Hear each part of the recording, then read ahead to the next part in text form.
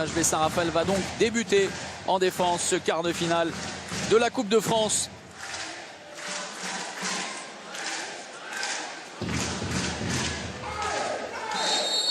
Retrouvailles sous pression pour Montpellier 2 semaines après la victoire exceptionnelle de Saint-Raphaël ici même en championnat et le but hors norme de Lungard à la dernière seconde. Le MHB en plein doute reçoit à nouveau le SRVHB, un quart de finale de Coupe de France essentiel pour des Montpelliérains qui restent sur 4 défaites de suite, une première depuis 20 ans.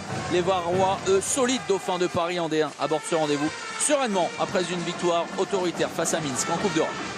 Et Raphaël Roy qui débute en défense 1-5 avec Lingard devant les neiges à intervalle externe. C'est bien contrôlé par Raphaël Cocheteux. On va modifier quelque peu la défense raphaéloise par rapport à ce qu'on avait vu il y a 15 jours. Et ça, c'est très beau décalage. Et la conclusion de Felipe Borges pour le premier but dans cette rencontre. Et après l'attaque bien construite des Montpelliérains qui se conclut sont Abili et le premier arrêt de Vincent Gérard.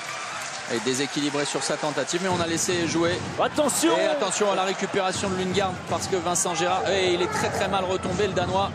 Il me semble qu'il y a un contact avec monsieur l'arbitre. Alors le jeu s'est déroulé, but de Montpellier, point 2-0.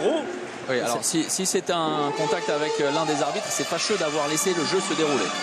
C'est étrange puisque Lingard était largement en position pour intercepter cette passe de Vincent Gérard. Toucher le ballon et ensuite on va le revoir au ralenti avec les équipes de Dominique Brett et d'AMP Visual. Sonné Alexander Lungard. On va voir tout ça. Là ouais, voilà.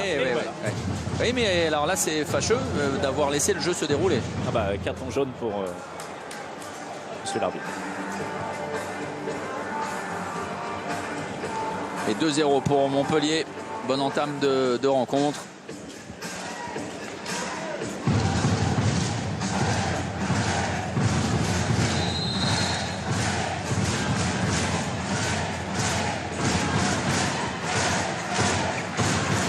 L'absence d'Arnaud Siffer également ce soir, on va le rappeler. François Xavier, on a été étonné. Samir Belhassen, lui, sera le deuxième gardien. Un choix de l'entraîneur. Un vrai choix de l'entraîneur. Il s'est entraîné cet après-midi avec la Nationale 1, l'équipe 2 de Montpellier. Et ensuite, cours particulier avec Mathieu Grébille. Et regardez l'agressivité attendue par Joël Da Silva. Elle est illustrée par cette intervention de Michael Guigou. Et pour l'instant, c'est une défense 0-6. Et voilà, on s'attendait à une 0-6 du côté de Saint-Raphaël. On a le droit à une 1-5. On s'attendait à une 1-5 Montpellier-Rennes. C'est une 0-6. Et Vincent Gérard. Deuxième arrêt.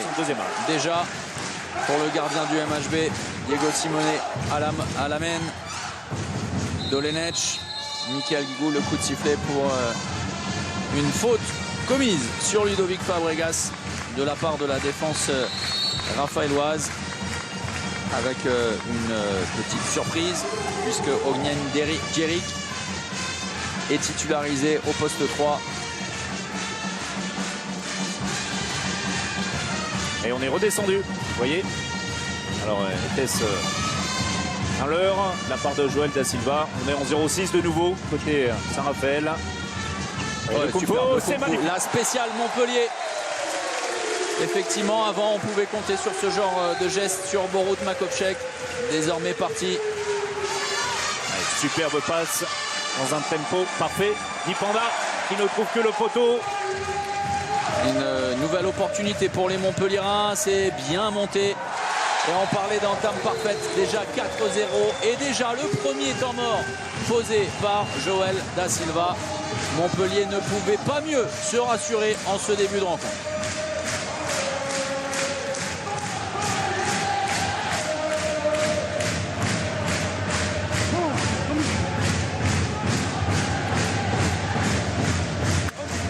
Solution d'attaque était bonne, il y a pénalty, il n'y a rien à dire. Là on fait un poteau, donc ça fait 2 bonnes attaques. Ok? Il faut qu'en défense on soit plus agressif sur les duels, d'accord?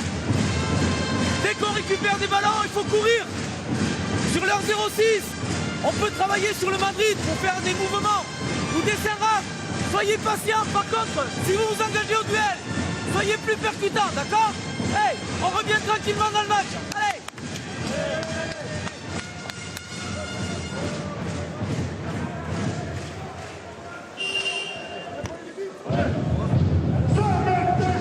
départ, pas plus. C'est ce qu'annonce Joël Da Silva qui est positive tout de suite. 4-0 pour les Montpellierins, c'est allé très vite. Vous voyez, pas de panique de la part de Joël Da Silva.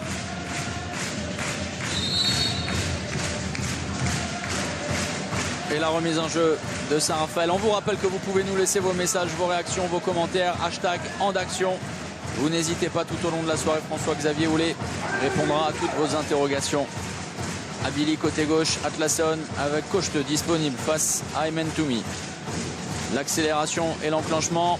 Le premier point de fixation. On va à gauche. Oh, et grosse faute de Ludovic Fabregas sur Aurélien Abili. Et tout de suite, Vincent Gérard qui félicite son défenseur. On parlait d'agressivité. C'est exactement de ça dont il s'agit. La très bonne passe entre les jambes. Mais ça tient, c'est très costaud. La défense de Montpellier solidaire et concernée, qui récupère les ballons. Et l'attaque qui, elle, s'illustre. 5-0 déjà au terme des 4 premières minutes. Et la pression défensive exercée par les Montpellierins qui fait que les Raphaélois ont perdu le ballon. Il va s'arracher, oh, attention, encore un contact important. Ce sera un carton jaune pour Michael Guigou sur cette faute sur Adrien Dipanda. Adrien qui s'est bien arraché pour aller chercher la lucarne, point long après son passage de bras. On défend une nouvelle fois avec Diego Simonet dans le secteur central. Allez, alors touché sur la fin du geste.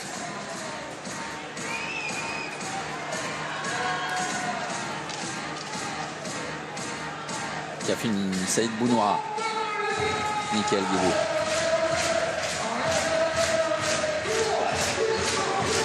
Et Michael Guigou à la main, c'est ce qu'on avait beaucoup vu à Kolding. Et qui avait été vraiment très très bon. Il ne manque certainement pas grand chose aux Montpellierins, hormis évidemment les absences dues à des blessures. Oui, pour retrouver la dynamique et surtout ce jeu qui faisait la patte montpelliéraine, très séduisant, très rapide. Ça va être récupéré. Fabregas seul, oublié, totalement oublié. Oui, le gros échec, il était en déséquilibre, Ludovic Fabregas. Difficile dans ce genre de position. La passe est haute, Fabregas qui doit se rééquilibrer. Ensuite, il ne trouve pas le cadre. Abili en échec, en tout cas, nouvel arrêt de Vincent Gérard. Oui, il est... c'est très bien joué, mais c'est un appui zone. C'est dommage parce que Felipe Borges avait la solution. La bonne faute, si l'on peut dire, de Michael Guigou. Oui, mais mauvais choix d'Adrien Dipanda. La solution était clairement à droite. Allez, sur Yurka, esselé. Michael Guigou qui avait quitté sa position. Et les gauches pour intervenir à bon escient sur Adrien Dipanda. Arnaud Atlasson qui va donner les instructions avec un changement de position avant l'enclenchement sur Yago. Voilà, Abili qui retourne à gauche. Et Lundgaard qui va reprendre sa place au cœur de la défense montpelliéraine. Le très beau décalage, la fixation et le double poteau pour Yurka. Très efficace. Yurka, auteur vraiment de superbes prestations. Pour Michael Guigou, que c'est bien fait. Il n'y aura pas de faute. Vous voyez sur la prise de balle, sur le premier appui. Oh là, la vitesse d'exécution. Il est capable de battre son adversaire sans ballon.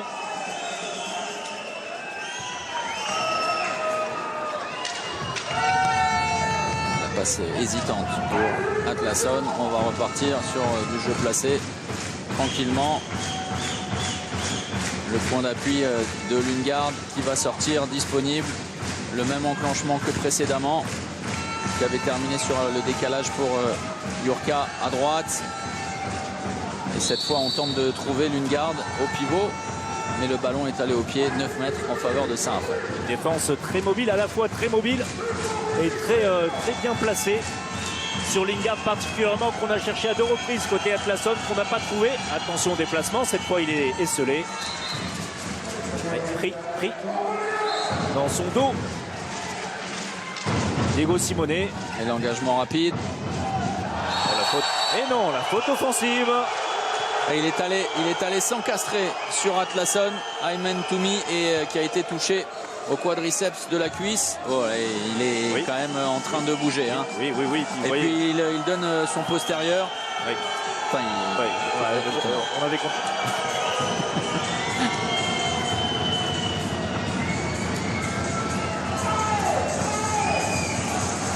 Ça, alors on se rappelle, hein, lors du mondial au Qatar, c'était systématiquement sanctionné de 2 minutes, ce genre de geste pour l'ailier qui défendait. Et on considère du côté de M. Bounouara que c'est l'attaquant qui va vers le défenseur, le ralenti le plus délicat. Pour se faire une opinion, en tout cas, ballon rendu aux Raphaëlois qui auront, s'ils arrivent à marquer là, réussi à passer l'orage. Et bien récupéré. Et ça va vite. Avec Aymen Toumi qui, sans fixation, va croiser son tir au premier poteau. C'est bien joué. Dans le trafic, le Schwenker pour trouver une solution sur le décalage. À nouveau, retour intérieur, ça défend très bien. Quelle mobilité. Et c'est déjà très chaud avec Michael Guigou et Jurka.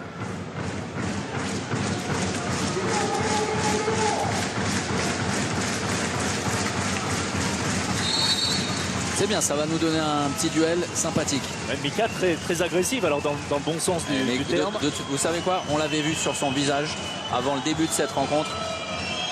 Ça allait être un Michael Guigou des grands soirs. Regardez Diego Simonet qui n'est pas connu. Un carton jaune pour lui. Il semblait en face d'Adrien Dipanda. Il était allé au contact en l'air, malgré le déficit physique face à Adrien. Ouais, c'est ce qu'il explique. Dipanda. Effectivement, l'Argentin Atlasson, Avili et Adrien Dipanda en mouvement. Le ballon est dévié et donc conservé par Saint-Raphaël. Montpellier qui tient bien sur cette 6-0. Et Dipanda qui force un petit peu les situations pour retrouver du jeu, la continuité. C'est très bien joué. C'est une bonne solution trouvée sur Lingard. Borges qui intervient. On considère que le Brésilien était en zone. Et 2 fois sur Lingard. La première, c'est Diego Simonet qui était pris de vitesse. Et l'autre fois, c'est Felipe Borges qui a dû quitter sa position pour fermer. Jet de 7 mètres obtenu. Raphaël Cocheteux et l'arrêt. Il a récupéré en zone le ballon. Et voilà Vincent Gérard qui en a énormément besoin. Qui a besoin, alors qu'il avait été, on le rappelle. Et certains commentateurs sur des chaînes où on ne connaît pas forcément le handball, mais s'étaient permis des propos très désobligeants pour un garçon de la qualité de Vincent Gérard. Et franchement, il avait fait un match tellement énorme, voilà, que effectivement ce dernier but était très coûteux finalement, et pour lui et pour son équipe. Mais sans ce match phénoménal, il n'y aurait pas eu cette situation. Diego, on l'a retrouvé. Regardez la grinta et surtout la vitesse d'exécution de Diego Simonet. Et vous avez raison de le préciser, il avait réalisé un match extraordinaire. Il avait été également très bon, rappelez-vous, à Nantes en première période, en gardant à flot son équipe qui était vraiment au plus mal. Une nouvelle fois face à Kolding, c'était bien. Vincent était bon, touché évidemment par ce but, tout sauf banal. Il laisse forcément des traces, mais il avait réagi très vite. Oui, la marque des champions. La rotation déjà pour Joël Da Silva avec Geoffroy Krantz, Estelic. Krantz intérieur, la passe de renversement et la très bonne zone de tir d'Arnor Atlasson. Le coup de poignet pour trouver le second poteau de Vincent Gérard.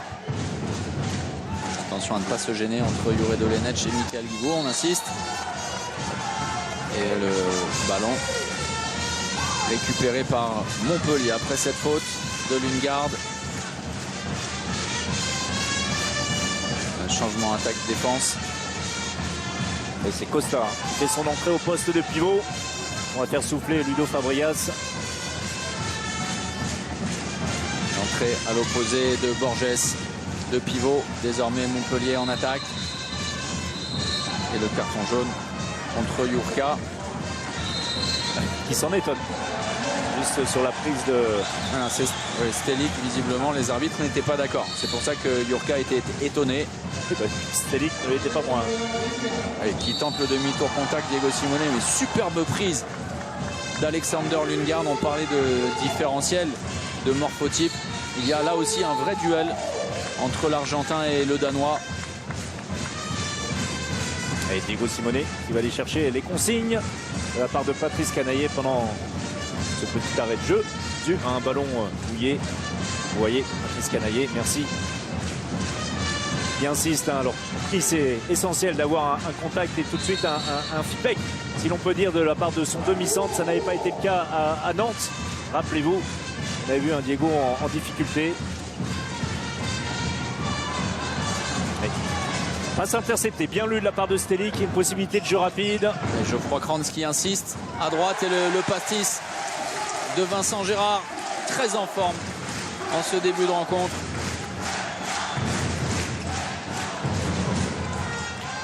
Et c'est bien Diego Simonet. Malheureusement, la dernière transmission n'est pas assurée. On va casser le rythme. Pour placer tout ça, Michael Guigou va annoncer le mouvement à venir. Restez bien avec nous pour ceux qui nous rejoignent à la fin du match. Le tirage au sort des demi-finales en direct sur beIN de la Coupe de France. Guigou à droite, le croisé et le tir raté d'Ayman Toumi qui lui aussi avait été très bon. C'est vrai que c'était le paradoxe face à Saint-Raphaël, notamment en défense dans son sens de sa lecture du jeu, c'est vrai, défensif. Après, il avait raté ce qu'on peut considérer comme immanquables, mais qui n'en sont pas, évidemment.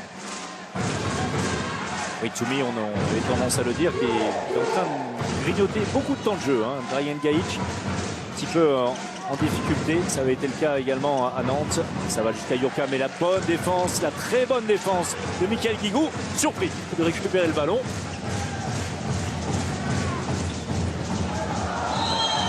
Pas facile à maîtriser pour Ludovic Fabrias. Ce sera un ballon rendu au Raphaëlois.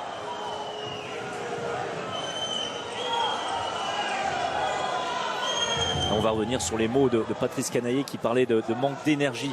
C'est ce qu'il manque en ce moment au Montpellierin. Pour l'instant, ils en montrent beaucoup ce début de partie.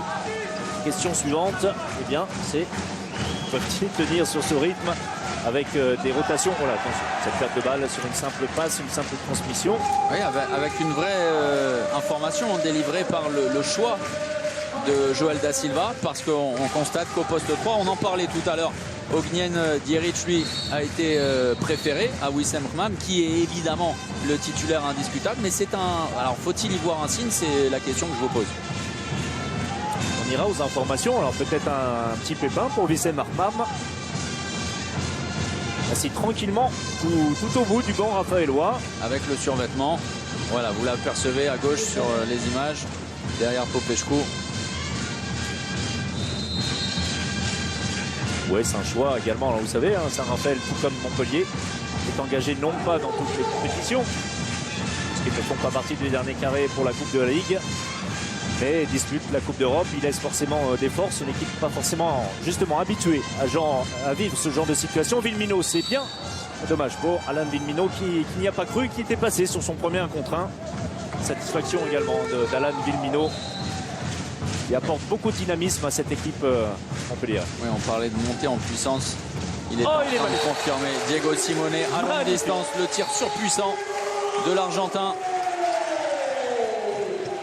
Ça va vite, Lingard, mais une nouvelle fois Vincent Gérard. Et lui aussi est magnifique, Vincent Gérard. 6e arrêt déjà. 60% d'efficacité.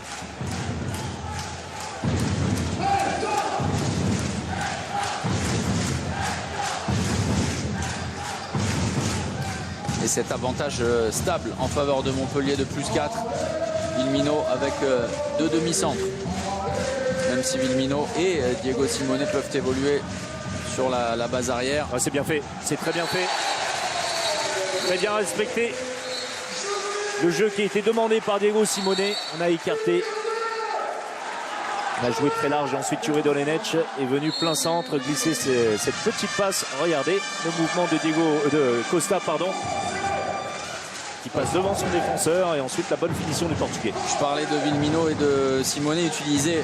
Alors ils peuvent évoluer au poste d'arrière et de demi-centre évidemment, mais c'est pour dynamiser sincèrement ce jeu. On s'en est rendu compte sur ces premiers ballons touchés. Et cette défense toujours aussi efficace, même si voilà, l'appui zone Lingard est passé par la zone dans le dos de la défense montpelliéraine. La solution sur le croisé, on insiste avec Diego Simone qui est pris par Adrien Dipanda. Avec un Sarafel qui bafouille son jeu offensif, tout du moins. Il n'est pas coutumier du fait, hein. 4 buts inscrits en 16 minutes 30 seulement pour Saint-Raphaël. Qui faisait partie lors de la première partie de saison des 3 meilleures attaques du championnat. Simone auprès, renversement, la bonne défense de Jurka, c'est récupéré. On repart avec Simone et l'entrée de Borges à l'opposé. Dolenec, le bras levé, il faut trouver une solution. C'est compliqué, mais c'est intelligemment fait de la part de Villemino qui n'avait pas d'autre solution. Simone, superbe. Très bien fait. Ouais, magnifique. Slavica Djukanovic qui empêche Costa d'inscrire le 10e but. C'était bien fait de la part de Diego Simone. De la défense raphaéloise pensait vouloir aller au tir. Il trouve à l'intérieur Costa. Le bras est évidemment redescendu. Le temps pour les Montpellierins de construire une nouvelle attaque. Un croisé sans ballon à droite.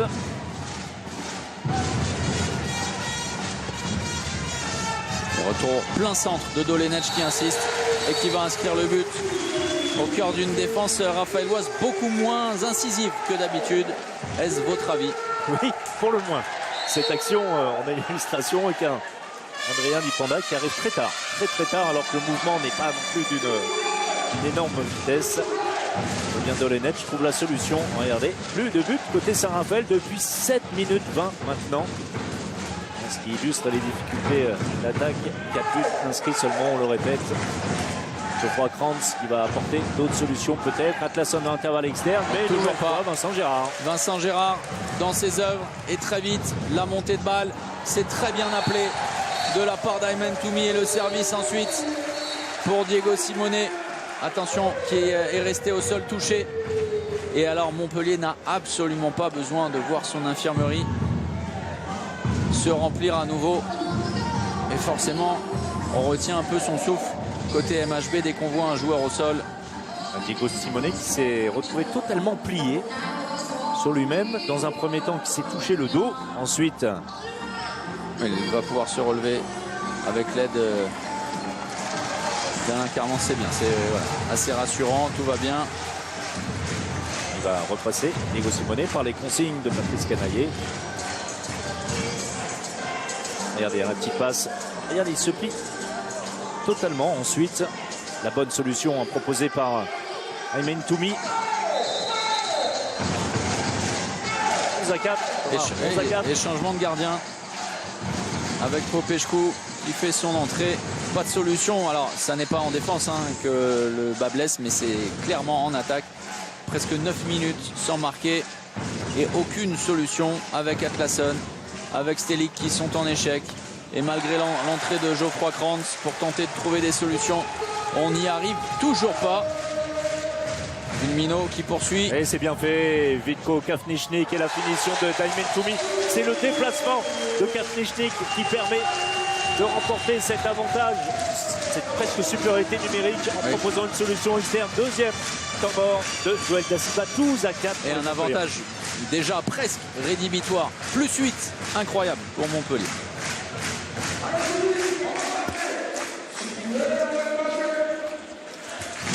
On récupère bien. On attaque.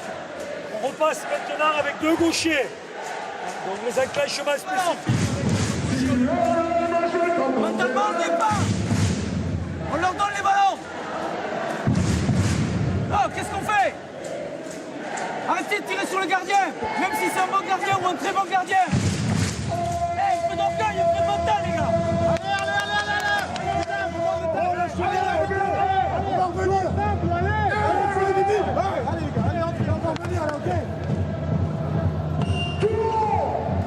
On a eu un mix et des temps morts. Dans un premier temps, Patrice Canaillé demandait à ses hommes de récupérer. Tout va bien évidemment pour les Montpelliérains, mais qui dépensent énormément d'énergie. Il en fallait de toute manière pour réagir, alors qu'on a entendu sur la fin du temps mort raphaélois, Joël Da Silva pas franchement convaincu de l'implication de ces joueurs, surtout au niveau de la finition. Alors certes, Vincent Gérard est un très bon gardien, mais on a plus de chances de marquer un but sur un tir à côté du gardien que dans le gardien. Voilà ce qu'il a rappelé. Au-delà de la réussite en attaque, qui évidemment est un facteur essentiel, c'est au niveau de l'envie. Sincèrement, qu'on ne reconnaît absolument pas les Raphaélois dans l'agressivité, dans le plan de jeu. Et qu'ils sont tout simplement pas à la hauteur de l'engagement mis par les Montpelliérains. Et alors, quelque chose nous fait penser, alors on ne va pas tirer des conséquences tout de suite, mais que ce match de Coupe de France, mon cher ami, ne faisait clairement pas partie des priorités de Saint-Raphaël. C'était pas, en tout cas, dans ce qu'on a entendu. À votre micro de la part de Joël Da Silva, ce n'était pas du tout les plans de Saint-Raphaël. Fin de la disette. Voilà. Il était temps. Et l'entrée de Dragan Gajic, qui vit un moment sportif compliqué. Clairement, on en avait déjà eu des bribes lors de l'Euro. Alors, c'est toujours très compliqué avec le sélectionneur. Voilà, ça l'a été. Il avait été exclu de la sélection, rappelé. Bon, ça n'est pas le personnage le plus simple non plus à gérer, on me l'accorderait. Non. Voilà, mais Dragan Gajic qui a vraiment un souci de confiance. Voilà, qui a vécu un bonheur intense avec la naissance de son bébé, mais voilà, c'est sportivement que les choses ont été beaucoup plus compliquées.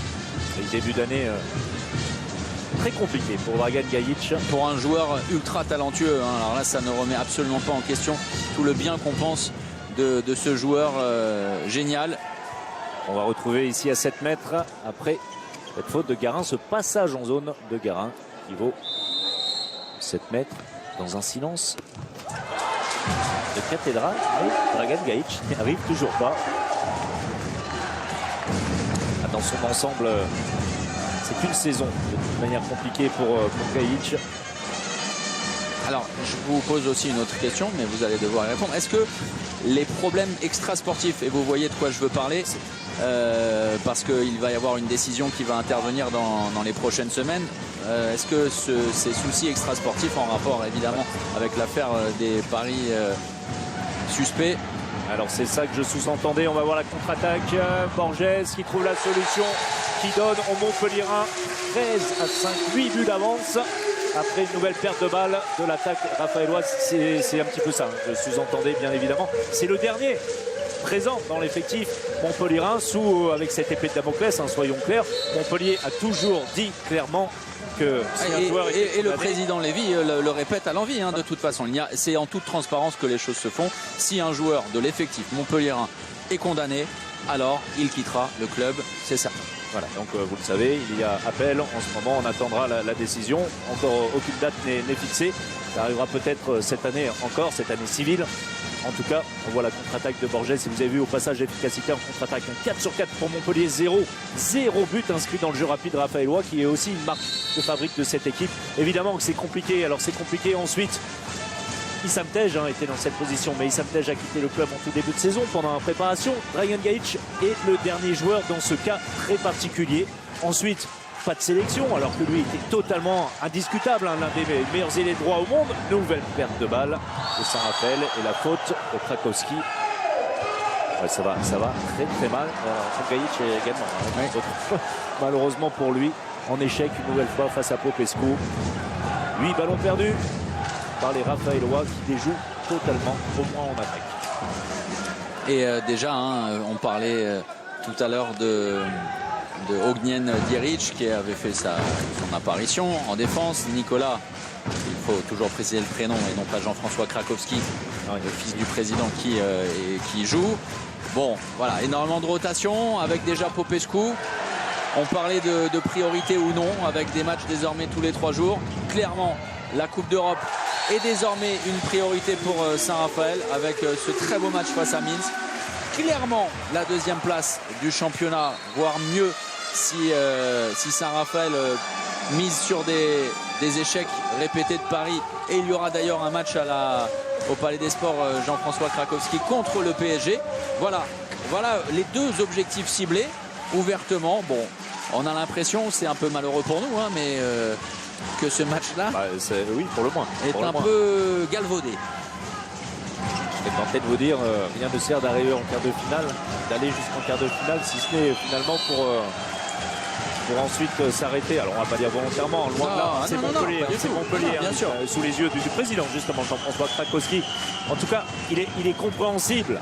Ensuite, pendant la partie, si on voit que Montpellier fait cavalier seul, de faire tourner l'effectif, ça c'est bien normal, bien en sûr, gérant l'ensemble des compétitions. Non, et nouvelle fois, Alain Benmino qui donne 10 buts d'avance, 15-5 en faveur de Montpellier. Ce qui est un petit peu étonnant, pour ne rien vous cacher, vous avez un aperçu du banc, c'est qu'il n'y a pas panique sur le banc, loin de là. Bon, voilà, c'est comme ça. Et Wissam Mam n'a pas seulement le haut de son vêtement. Le bas également. Voilà. Arthur Vigneron fait son entrée. Voilà, la rotation quasiment complète. Joël Da Silva qui disait qu'il avait été absolument enthousiasmé par l'aspect psychologique du match de Coupe d'Europe face à Minsk dans la semaine précédente, avec énormément d'implication de la part de tous ces joueurs, beaucoup d'intensité dans les entraînements. Voilà, avec un match qui, franchement, face à un vrai client, Minsk et l'expérience des joueurs, et on se souvient de la défense proposée à Saint-Raphaël qui aurait pu en dérouter plus d'un. Et bien voilà, les Raphaëlois avaient surmonté le défi, avaient surtout confirmé la bonne impression laissée contre Montpellier lors du match de Coupe de championnat. Et bien voilà, la Coupe de France, tout est remis à plat et toutes les certitudes ont volé en éclats. En tout cas, pour Montpellier, c'est peut-être le match idéal pour se relancer. La limite de la perte de balle une nouvelle fois, ça va finir sur Garin, mais Garin ne trouve une nouvelle fois pas la solution face à Vincent Girard. C'est le repli défensif, Ouais, superbe la conclusion. Vous pouvez terminer. Moi, ce que je vais faire, c'est que je vais prendre le dernier train. Bonne soirée. Et puis rentrer à Paris. Ça. Voilà, salut, bonne soirée, merci. Bon, 16-5, vous annoncez le choc. C'était un choc, en tout cas annoncé. Oui, nous aussi, on a un choc. Hein. C'est ça. Oui, mais un choc psychologique. Bon, on n'a pas l'impression que le choc ait des répercussions sur le banc, en tout cas. Raphaëlois. Krantz de loin qui trouve la solution entre les jambes de Vincent Girard. Geoffroy Krantz, pour lui, on vous le dit et on vous le répète à chaque fois, c'est forcément un match un petit peu particulier pour lui, l'ancien Montpellierin avec qui il a gagné tant de titres, dont la Ligue des Champions 2003. Patrice Canaillé, à son tour, pose son temps mort.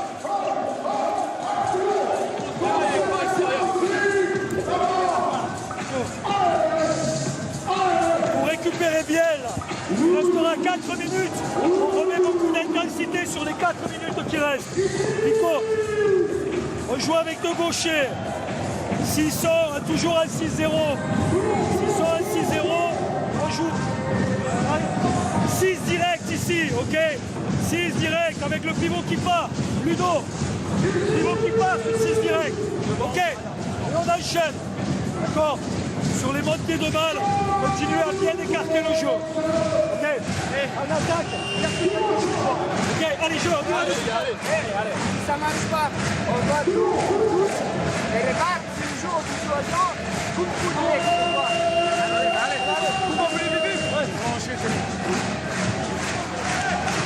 Et un de nos téléspectateurs sur le hashtag en action, vous nous laissez vos commentaires. Et voilà, on aimerait savoir ce que vous ressentez devant votre télé, qui nous dit que clairement Saint-Raphaël est en train de nous faire du boudin. C'est une façon de le dire. C'est une façon de le dire. 16-6. Les Montpellierins, vous avez entendu les propos de Patrice Canaillé. Il demande à ses joueurs, lors de ces 4 dernières minutes, de mettre encore plus d'intensité. Ouais. Ils en ont montré beaucoup, particulièrement dans les 15 premières minutes, faisant la différence. C'est également particulier comme situation pour les Montpellierins. Oui, Vigneron qui se trompe. Ouais. Pas d'intervalle là-bas entre Vigneron et Sterling. Et Lionel Geoffroy, que l'on connaît très bien aussi, un téléspectateur attentif, lui croit à la remontée infernale de Saint-Raphaël sans y croire vraiment. Changement défensif, on va en parler évidemment avec cette 1-5 qui était celle attendue en début de rencontre avec Vitka Flichnik qui est en strict quasiment sur Geoffroy Krantz. C'est le but longue distance. Sterling, le tir en appui, des accès pour l'arrière droit Raphaëlois. Là sur le terrain, 15 joueurs côté de Saint-Raphaël qui avait débuté la partie. Et il s'agit de celui qu'on n'attendait pas, Djeric, sur le poste 3, le poste central de cette défense 06. C'est vous dire qu'on fait tourner. Oui, alors là, la défense, effectivement, est expérimentale. Elle l'est. Victor Nichnik. Et la perte de balle une nouvelle fois de côté Saint-Raphaël. La passe sautée. En tout cas, c'est escompté. Geoffroy Krantz n'est pas arrivé jusqu'à Vigneron. Et un ballon de plus 11 pour les Montpelliérains.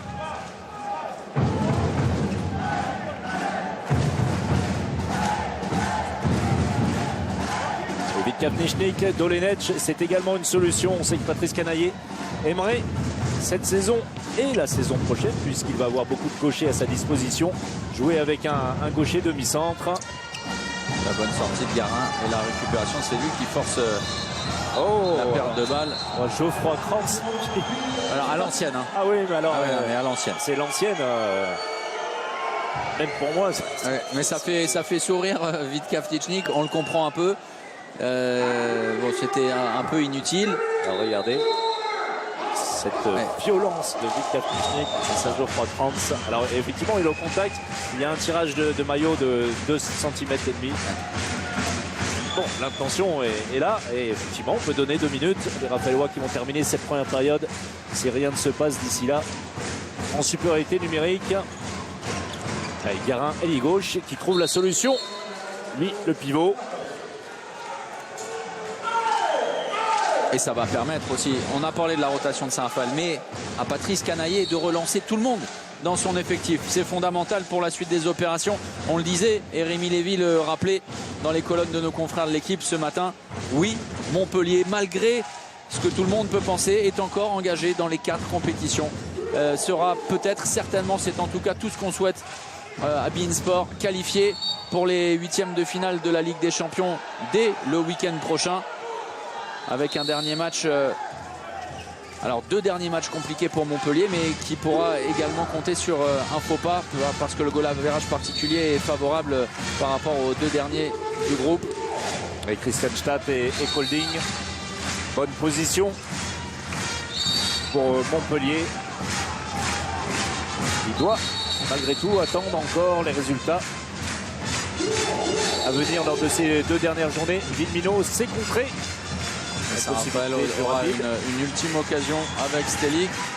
On joue rapidement, même si la solution serait de conserver le ballon pour éviter de le rendre au Montpellierin. Voilà, Geoffroy Krantz qui va travailler avec 3 pivots. Oh là là, on est complètement désorganisé. On a 3 pivots maintenant. Oui, ça passe grâce à la puissance. Et Vincent Gérard qui a pris l'information ensuite, mais il y aura une dernière opportunité pour les Montpelliérains avec Dolenech. Oui, c'est bien fait, Villeminot. Et Villeminot, et bien voilà, on en reste là. Et 2 minutes. 18-9 à la pause. Et Saint-Raphaël exclu pour 2 minutes. Montpellier, pour le moment, passe une soirée tranquille. Saint-Raphaël en déroute, mené 18-9. La deuxième période, malgré le score et avec un sourire complice, Vincent Gérard disait que non, ça n'était pas terminé. Un match n'est jamais vraiment terminé. Il en a évidemment l'amer souvenir il y a 2 semaines ici même face à Saint-Raphaël.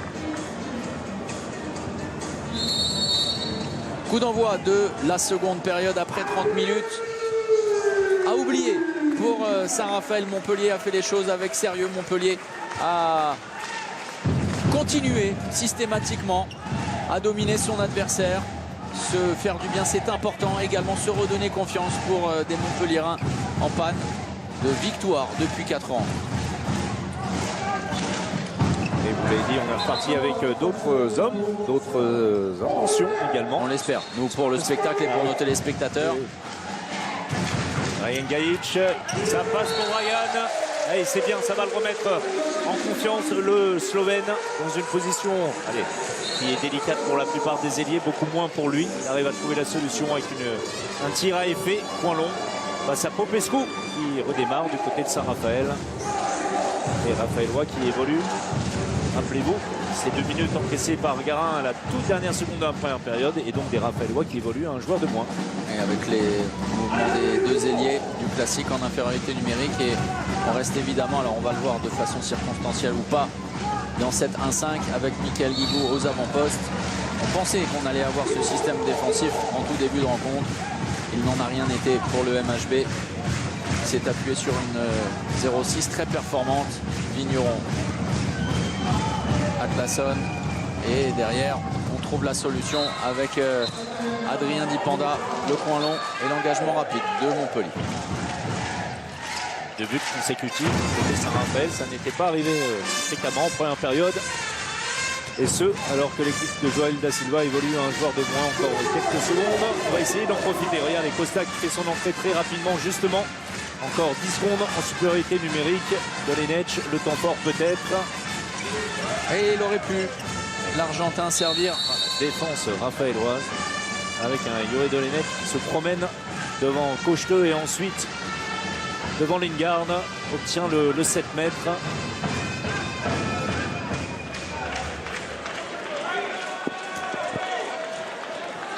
Et nouvelle opportunité donnée à Dragan Gajic. On se souvient de son échec tout à l'heure après sa fixation.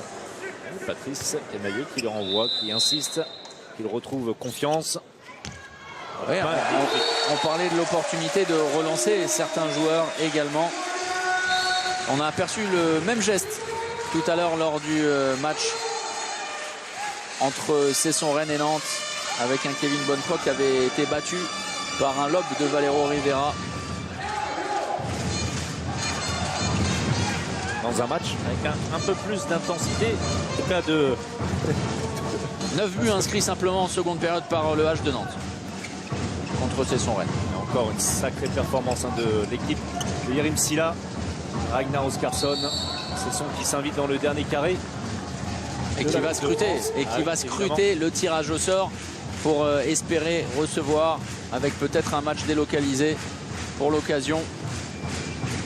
Imaginez si Cesson-Rennes venait à tirer un gros, parce qu'on va pouvoir vous le dire, on vous montrera tous les résultats. N'oubliez pas, le tirage au sort, c'est juste après la rencontre. Dunkerque s'est imposé beaucoup plus facilement qu'en championnat finalement, alors que Dunkerque jouait au Val-de-l'Arc face à Aix-en-Provence. L'USDK qualifié pour le dernier carré, tout comme, et ça c'est tout sauf une surprise, le PSG qui est venu à bout très facilement de Chartres. 35-24 pour les Parisiens. Après une bonne réaction après un départ plus que difficile des Chartrains. Mené 4-11 en début de partie. C'était le cas également ici. C'est ça. Faute offensive. Et Dragan Gajic qui récupère et qui fait fructifier cette offrande.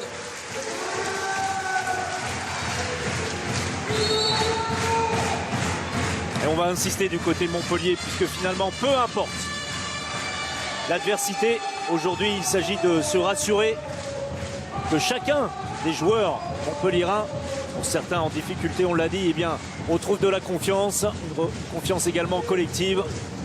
Et si on peut en mettre 15 à Saint-Raphaël, on ne va pas se gêner du tout. Oui, Vigneron, c'est bien, très bien. Superbe. Il a fait un festival face à Anquetil. Duel d'Arthur. Oui, la revue. Arthur Vigneron face à Arthur Anquetil. Très beau demi-tour. Et puis derrière, sublime finition de l'un des grands espoirs du SRVHB.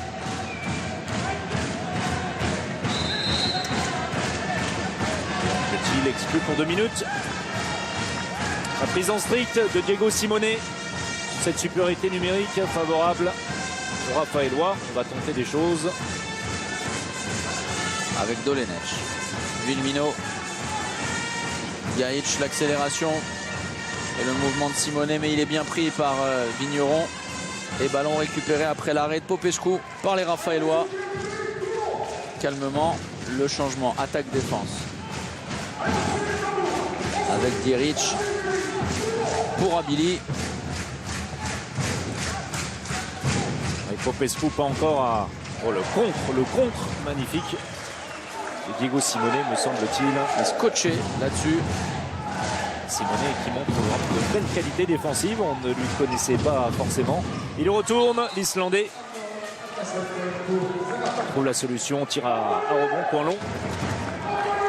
Vincent Gérard moins à l'aise en première période, en ce début de seconde.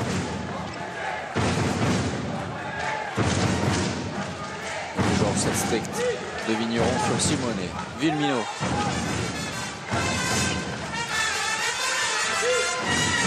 Et Costa qui tente de se faire une place. Ballon récupéré, non. En deux temps, Montpellier, Dolenech on insiste. Cette fois, c'est un ballon perdu par les Montpelliérains. Moins convaincant également, moins bien entré dans cette seconde période. Et attention alors c'est ça la difficulté pour Montpellier. Le manque de concentration après un premier acte parfaitement maîtrisé.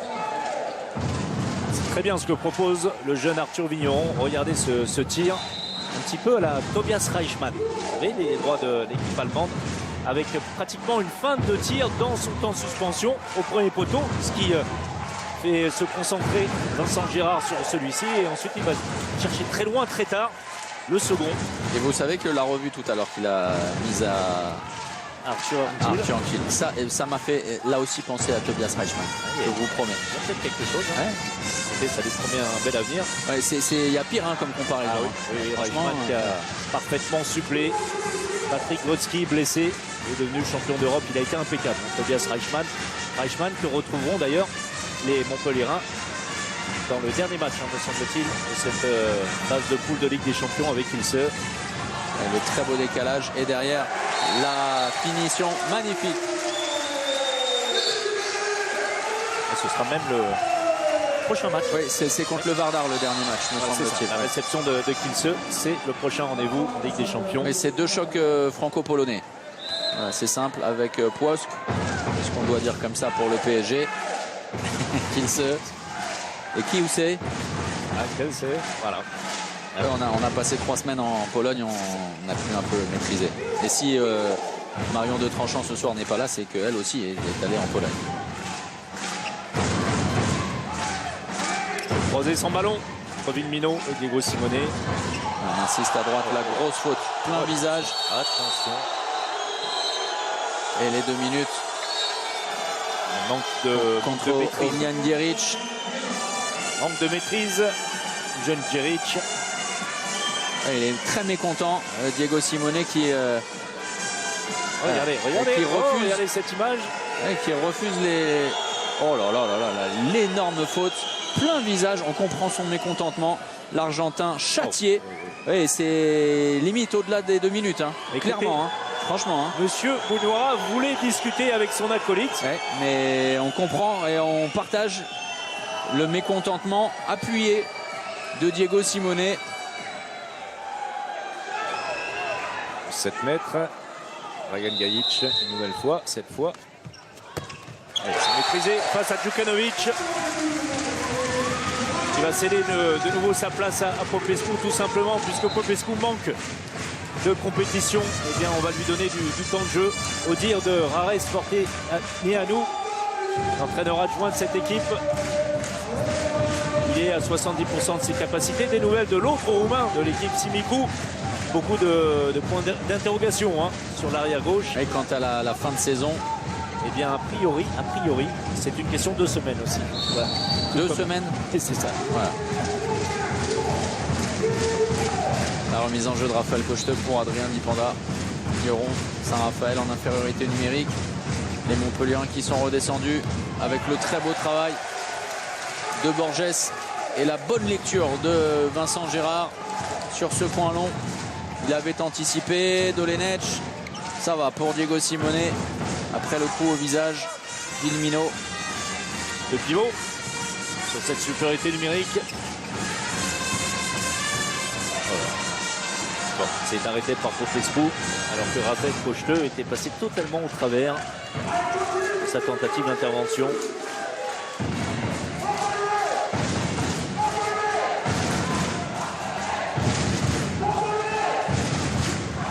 Je vous vois dubitatif, circonspect. On n'assiste pas à la deuxième période la la plus disputée. Alors Saint-Raphaël est revenu malgré tout, il faut le signaler, avec de meilleures intentions. Clairement. Déjà 6 buts inscrits en 10 minutes. Parce que la première, énorme, le passage d'Adrien Dipanda, la faute ensuite et les 2 minutes contre Felipe Borges qui était en retard malgré l'arrêt de Vincent Gérard. Très beau mouvement d'Adrien.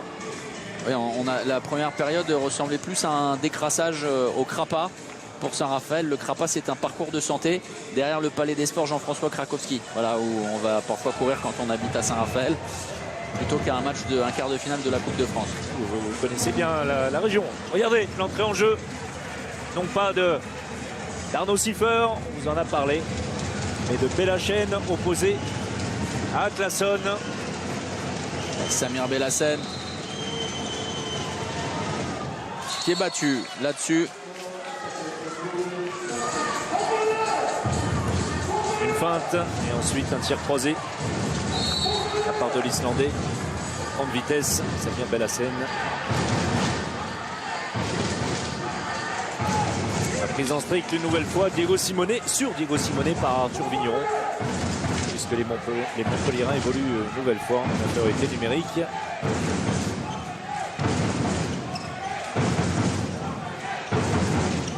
Et l'importance également de maîtriser ce match et le sujet pour Montpellier, au-delà de mettre un terme à la fin de série éventuelle de 4 défaites consécutives, ce qui n'était plus arrivé depuis 20 ans. Eh bien, c'est de faire tourner la rotation. C'est essentiel avant le match de Kielce.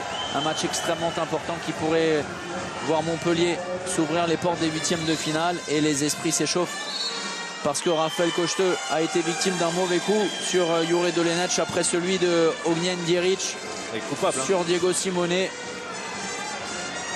Coupable Raphaël Kochteux sur cette action, exclu pour 2 minutes. Regardez. Alors, avec le coude, vous allez le voir sur cette action, regardez. Et presque par dépit un petit peu ce mouvement de Raphaël. Oui, mais Raphaël Kochteux est encore sur le terrain. Alors ce n'est pas lui. Voilà. On va demander à Dominique Bretz et aux équipes d'AMP Visual de nous recaler ça. C'est voilà, étrange. À sa surprise, hein, Raphaël Kochteux prenait la direction du banc. Eh bien, c'est notre Raphaëlois qui a été puni. Beaucoup d'espace, évidemment. 5 contre 5 et le 1 contre 1 de Diego Simonet qui fait la différence. Le 7 mètres et la béquille obtenue par Adrien Dipanda. Et on va se consulter. Pas de sanction supplémentaire. Là aussi, extérieur, intérieur. Et à nouveau changement de gardien. Popescu va laisser sa place à Slavica Djukanovic. Et après son premier échec, Dragan Gajic a été impérial dans cet exercice des 7 mètres.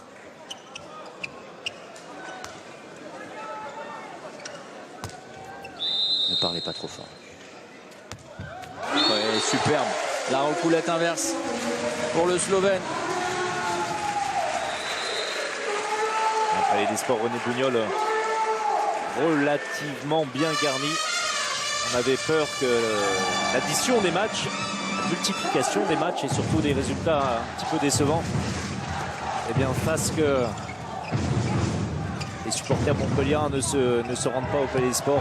Ça va à peu près, c'était l'interrogation de GG. Vous savez, GG, le chef, le patron des Blue Fox. La perte de balle et la contre-attaque pour Dragan Gajic. Très bon retour, mais avec la main droite. Dragan Gajic qui ensuite va gentiment parler à Adrien Dipanda en le chambrant. Et en même temps, c'est bien joué hein, de la part de Gajic.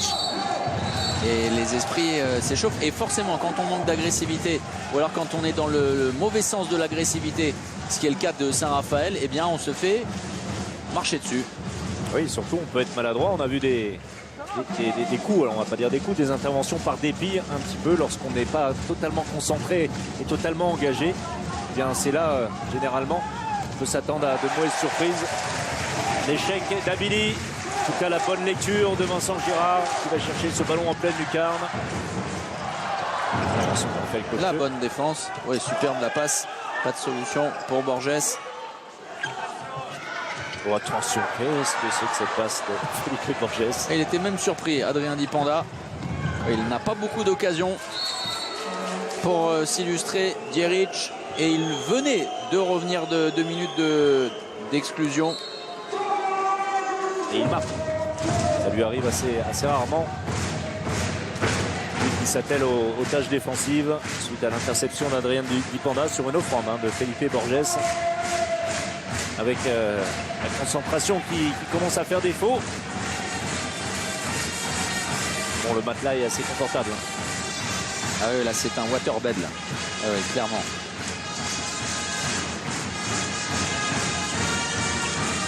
Oh, superbe. Alan Villemino qui est en train de nous enthousiasmer depuis plusieurs semaines. Oui, puisqu'il ne montre pas seulement beaucoup d'énergie, beaucoup de vitesse, également de vraie qualité technique. Regardez, celle-là en est une. Les 2 pieds parallèles, le tir en appui, se sert du défenseur, Geoffroy Krantz en l'occurrence, pour cacher son tir. Bon impact premier poteau qui surprend Popescu. Ah, il a pité Diego Simone comme en première période sur Lundgaard.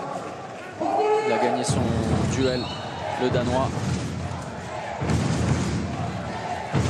Regardez, vous avez vu l'image en direct, merci. Il va aller se poster un petit peu plus loin sur le banc. On va avoir droit à des rotations comme on a vécu en première période du côté de Saint-Raphaël. Aurait-on abdiqué? Est-ce seulement maintenant? Alors moi je vais vous poser une question. N'est-ce pas dangereux pour Saint-Raphaël dans cette dynamique de, alors non pas laisser filer un match, mais ça y ressemble quand même, alors qu'on avait vu Saint-Raphaël très conquérant, très convaincant, et même si c'est un match qui a été laissé échapper, on ne peut évidemment pas le penser, mais en tout cas on a clairement levé le pied. N'est-ce pas dangereux? Je réitère ma question. Écoutez, on va suivre la contre-attaque. Il n'y avait pas de gardien. Dommage pour Vincent Gérard. L'occasion pour Villemino. Mais Djukanovic de retour. Pas de but pour Montpellier. Ça n'engage que moi. Ce que je vais vous dire, c'est mon avis. C'est toujours un calcul délicat de faire l'impasse, comme on dit, sur une compétition ou sur un match, en pensant que les forces qu'on s'épargne sur ces matchs-là, eh bien, elles sont profitables pour d'autres compétitions. On peut sortir du rythme. Ça peut décevoir involontairement ou inconsciemment les joueurs. Ça, ce n'est que mon opinion. Je vais vous dire surtout, celui qui connaît le mieux ces joueurs, c'est l'entraîneur. Il a un plan clair, a priori, Joël Da Silva, à savoir que s'il ne voyait pas aujourd'hui l'occasion de faire un coup et de battre Montpellier en Coupe de France, eh bien très rapidement, il prenait la décision de faire cette impasse. En tout cas, nous, c'est ce qui nous semble. Attention, hein, on va prendre des gants. Il connaît parfaitement son équipe. L'avenir dira. L'avenir répondra. Oui, on ira poser une question dans ce sens à la fin du match à l'un des joueurs clés, en tout cas de l'effectif, certainement celui qui a l'un des caractères les plus tranchés. Alors on ne sait pas, hein, soit Geoffroy Krantz, soit Raphaël Cocheteux, qui est toujours un très bon client. Mais voilà, pour comprendre, essayer de comprendre. Dragan Gajic, regardez là, sur ce repli défensif totalement absent des Raphaélois, qui redonne 10 buts d'avance au Montpellierin, pardon. Vous continuez à nous laisser vos messages, on vous le rappelle. Tirage au sort des demi-finales à l'issue de ce match.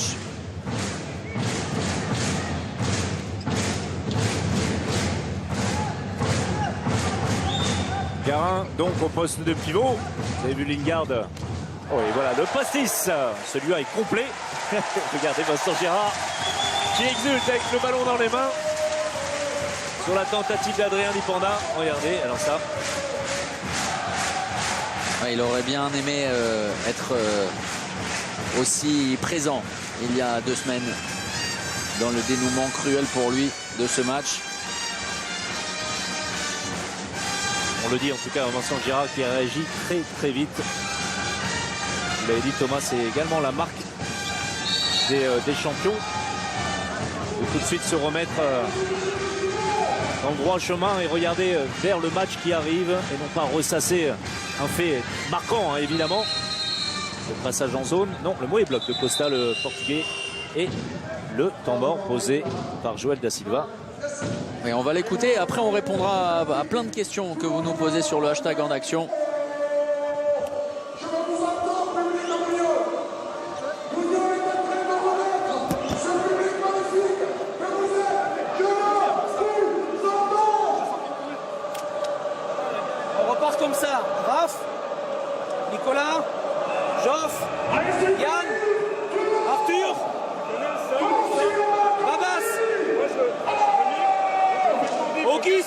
efficace en défense, d'accord? Tu joues la montée de balle d'abord. Yann en 2, Nicolas en 2, Raphaël en défense, d'accord? Joff avec Oki au centre. Hey, il reste 15 minutes. Ne jetez pas les ballons. C'est là-dessus qu'il faut l'écart à nouveau, d'accord? Allez.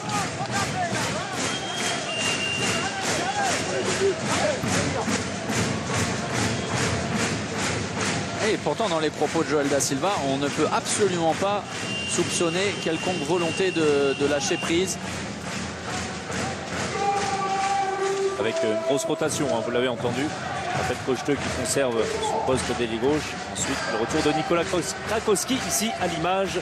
Geoffroy Krantz au centre. Et puis le retour de Jan Stelik à droite. Et Garin qui reste sur le poste de pivot.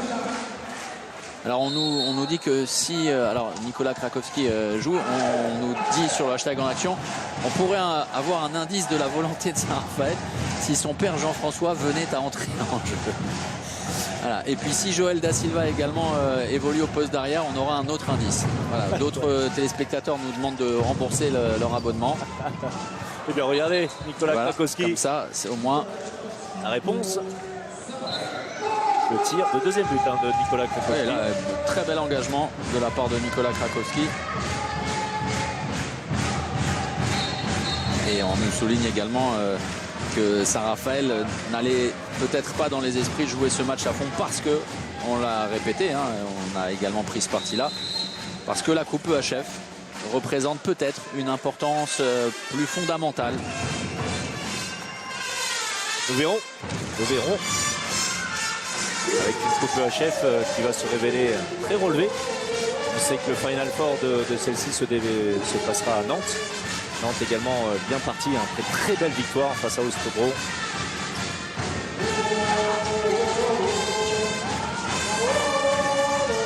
Et c'est bien fait, c'est très bien fait une nouvelle fois. La transmission de Dolenech pour Costa. Costa efficace.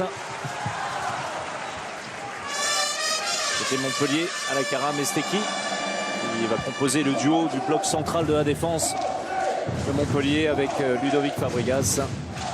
Et ça a fait un bel entraînement pour Kielce, pour Montpellier, François-Xavier. Oui, ce sera peut-être plus compliqué. Oui, mais on le rappelle, hein, même en cas de défaite face aux Polonais, Montpellier pourrait néanmoins être qualifié à l'issue de cette avant-dernière journée pour les huitièmes de finale. Alors le huitième de finale sera de toute façon extrêmement relevé puisque Montpellier va terminer, si tout va bien, 6e du groupe. Ça, on s'y attendait. Donc ce sera face à un deuxième, a priori, ou au vainqueur. Oui, c'est ça. Oui.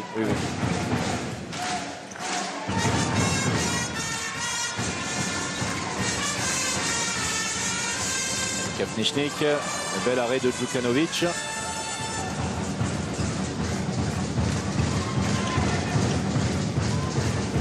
Puisqu'on parlait des blessés, Baptiste Bonnefond, Mathieu Grévy, ce sont eux qui vont effectuer le tirage au sort des demi-finales à l'issue du match dans 10 minutes.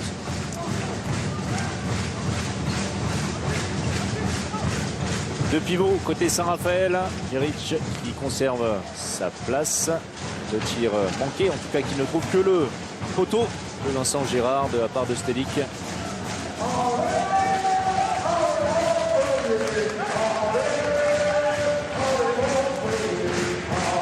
Gajic qui cède sa place. Le retour. Aymen Toumi. Et on est certain que, contrairement à Saint-Raphaël, le club de Cassis, Roquefort-la-Bédoule, qui est en quart de finale de la Coupe de France départementale, eh bien, ne va pas lâcher son match. Voilà, ça c'est certain. Un club que j'aime passionnément. C'est dit. Pendant ce temps-là, Alan Villemino nous montre encore une fois l'étendue de son talent. Cette fois, un contre un, tir très rapide derrière, côté bras, surprend Djukanovic. Vraiment, on ne va pas parler de belles trouvailles. À saluer la présence de son père, aperçu dans les travées de Bougnol. Jackie Villemino. Geoffroy Krantz, seul. Ça ne trompe pas Vincent Gérard. Ce sera récupéré par les Montpelliérains. Alors oui, on a parlé de Nantes et de Saint-Raphaël. On n'oublie évidemment pas. Non, on n'oublie pas. Et contrairement à ce que dit Muriel, non, évidemment Chambéry fait office de vrai client sérieux. Oui, on n'a pas cité tout le monde. Hein. Parmi les clients, il n'y a pas que les 3 Français qui ont clairement leur chance d'accéder au Final Four qui se disputera à Nantes. Également Göppingen, hein, par exemple, qui rencontrera assez vite Nantes. Avec, on l'espère, puisqu'on parle de Göppingen, Kevin Niekas sur le terrain. On l'a plus vu sur un terrain de handball depuis pratiquement 1 an. Et la grosse faute de Geoffroy Krantz, simple 9 mètres. Parce qu'on parle de Geoffroy Krantz, vous voulez toujours pas faire votre point à Gummersbach. Non, vous voulez vraiment? Bah non, mais parce que les gens nous le réclament et sont inquiets parce qu'il ne reste plus que 8 minutes. Ça va venir, ne vous inquiétez pas, ça va venir. Juraj Dolenec, magnifique tir, croisé au-dessus du contre. Raphaël Loy, plus 11 maintenant. 31 à 20. Vous voulez que j'aille vous chercher un panini ou un truc comme ça, non? La soirée.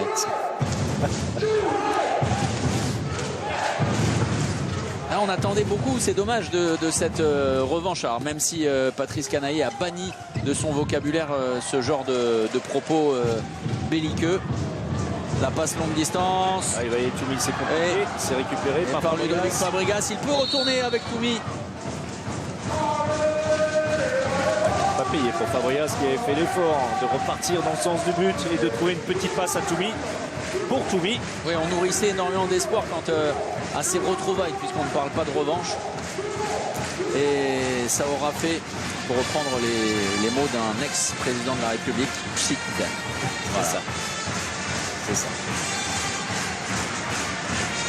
Dolenec avec Vitka Plichnik, le croisé. Oh là là, le tir ultra puissant sur le toit sur de Bougnol, de Vimino. Ouais, non, mais il a des dispositions vraiment remarquables. De très belle qualité chez ce joueur très polyvalent qui défend également, ce qui est forcément un avantage. On va demander à Dominique Brett, alors certes il n'y a pas eu but pour Alain Vimino, mais de nous remettre cette action. Ça ne paraît pas grand chose, hein, mais être capable comme ça d'avoir une prise de balle d'une main en l'occurrence me semble-t-il sur cette action et puis déclencher sur un appui. Tout le monde n'est pas capable de le faire et regardez la parade de Belhassen et la contre-attaque. Toumi, Arnaud Toumi. Il n'y a pas de question ce soir, c'est certain pour Montpellier, le MHB va s'imposer.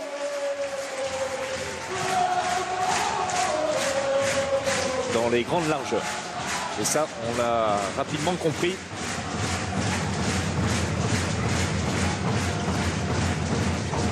Et Geoffroy Krantz qui trouve cette fois la mire, la lucarne pour l'ancien joueur de Montpellier, mais surtout du VfL Gummersbach. Mais c'est pour ça, je vous ai lancé tout à l'heure sur Geoffroy Krantz. Mais j'attendais qu'il marque. Voilà, vous faites de la redite. C'est du réchauffé ça. Ne parlez pas de réchauffer, vous venez de me parler de Panini. Les 5 dernières minutes, et c'est Montpellier qui fera partie du dernier carré évidemment. Le suspense maintenant c'est plutôt sur le tirage qui va avoir lieu au terme de cette partie. Dunkerque, Paris, Cesson, Montpellier. Ce sont les 4 invités.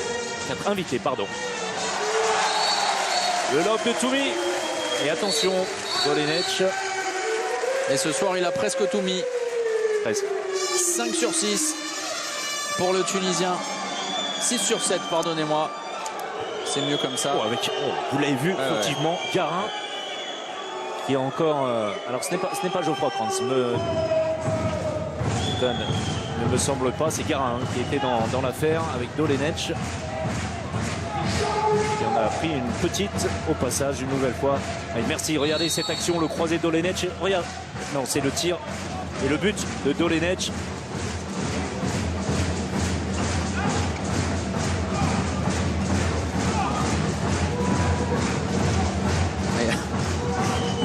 Téléspectateur fidèle Damien Richard nous demande de bien vérifier la feuille de match pour être sûr qu'il n'y a pas de souci. Mais non, on l'a bien vérifié, même si elle est arrivée tardivement. Le tir costal et l'arrêt de Belhassen, moment important également pour cet homme en l'absence d'Arnaud Siffer. Et choix payant pour Patrice Canaillé, c'est bien de mobiliser l'intégralité de son effectif. Et ovationné Belhassen, son deuxième arrêt sur ce tir par en dessous. Alors on le sait, côté gardien à Montpellier, on a déjà des certitudes pour les années à venir. Vincent Gérard sous contrat Portner. quelques années, puis Nicolas Portner, le Suisse, engagé avec Schaffhausen. Notez que la Suisse a réalisé des résultats catastrophiques en qualification en étant battu à domicile par les Pays-Bas. Pour vous dire où en est la Suisse. Ça a d'ailleurs valu... ça a coûté la tête de son entraîneur allemand. Vous savez, docteur Rolf Brack, qui joue lui, mais tout le temps sans chasuble. C'est ça. Avec Nicolas Portner, il a rarement aussi peu joué que cette dernière saison sous les ordres de Rolf Brack. Ça nous a valu le premier but le jour de son anniversaire de Thierry Omeyer avec l'équipe de France. Lors des éliminatoires de l'Euro, effectivement. L'opportunité pour Arthur Vigneron. Et pourtant, avec un joueur qu'on adore, et vous particulièrement, Andy Schmidt.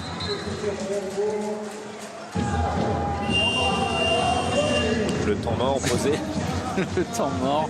Alors le temps mort, c'est pour Patrice Canaillé, c'est histoire de dire que Thierry Anti n'est pas le seul à poser des temps morts en fin de match quand la rencontre est pliée. Vous gardez là. En attaque, on garde trop le ballon dans ce secteur-là. On ne vient pas jouer assez ici. On se sert du gaucher pour venir jouer un peu ici. Enchaîner sur 6.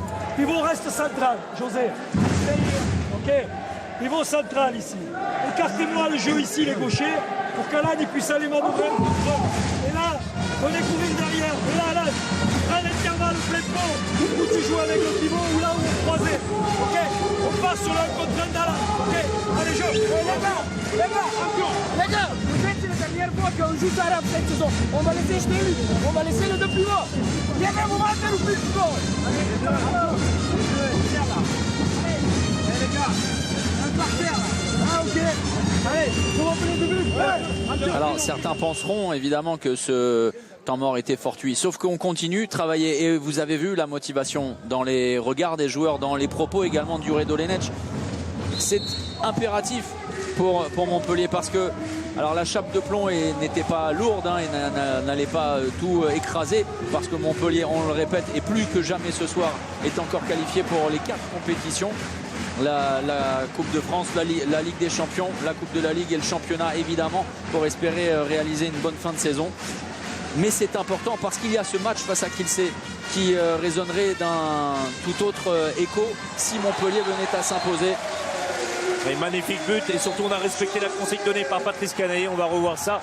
Alan Villemino qui trouvait à l'intérieur Costa. Costa très brillant et très efficace à la finition ce soir. Oui, puis ce n'est pas du tout dans les gènes de ce club de lâcher quoi que ce soit. Donc on continue de travailler pour ces 2 dernières minutes maintenant. Geoffroy Kranz. Alors en termes d'enseignement, c'est compliqué également de jauger la performance de Montpellier parce que le visage de Saint-Raphaël a été bien pâle. Êtes-vous d'accord? Oui, sauf qu'on a l'habitude, encore une fois du côté de Montpellier, de juger sa performance, quelle que soit l'opposition. Et on a vu des Montpelliérains avec un engagement bien différent dans les 15 premières minutes particulièrement. Ensuite, le match était, on va pas dire plié, puisqu'il n'est jamais plié. Preuve en est ce qui s'est passé il y a 15 jours, qu'il faut jouer jusque dans les dernières secondes. Mais enfin, bon, disons la vérité, on a très rapidement eu la sensation. Ouais, superbe. Oh, ça me rappelle quelque chose. Magnifique. Effectivement, on parlait de Borut Makovcek qui réalisait ce genre de geste en kung-fu. Le Kempa, cette fois, conclu par Alan Villemino. Et on marque de l'autre côté très rapidement. Oui, pour en revenir sur comment jauger finalement juger cette victoire. Peu importe que Saint-Raphaël ait laissé filer après 15-20 minutes en voyant qu'aujourd'hui il serait très difficile de battre Montpellier, préférant conserver ses forces vives. Montpellier s'est rassuré. Ça c'est certainement ce que nous dira Patrice Canaillé. Maintenant c'est un autre adversaire qui va se présenter face à Montpellier en Ligue des Champions en la personne du champion de Pologne, Kielce.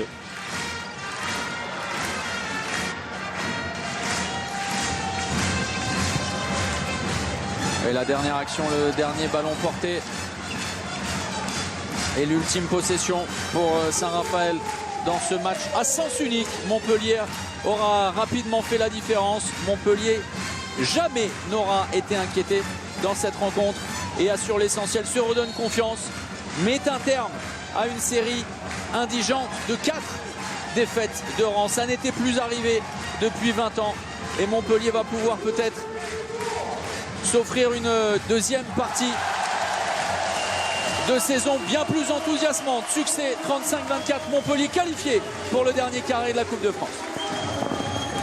Et voilà l'enseignement, Thomas, c'est que Montpellier est qualifié pour les demi-finales la demi-finale de Coupe de France. Score assez improbable, c'est exactement le score, me semble-t-il, de Paris face à Chartres. Certains se poseront la question de savoir s'il y a autant d'écart entre Paris et Chartres qu'entre Saint-Raphaël et Montpellier, mais peu importe. Pour Montpellier, il s'agissait d'obtenir une qualification, c'est le plus important.